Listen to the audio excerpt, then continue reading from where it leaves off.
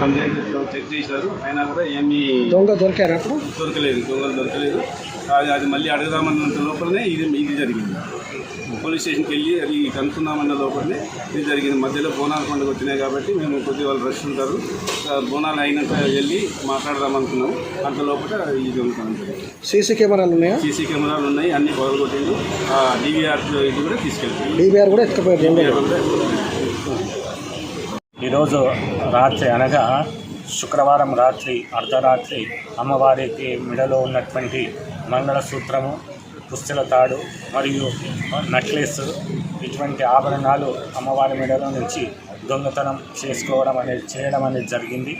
అది కాకుండా శివాలయంలో ఉన్నటువంటి 2 హుండీలు మరియు అన్నదానానికి సంబంధించినటువంటి 2 హుండీలు పగలగొట్టి దానిలో ఉన్నటువంటి డబ్బులు కూడా తీసుకుపోవడం అనేది జరిగింది. అది కాకుండా గత 1 రోజు క్రితం వచ్చినటువంటి సుమారుగా 2.5 తులాల బంగారం అయినటువంటి నెక్లెస్ తీసుకోవడం అనేది జరిగింది.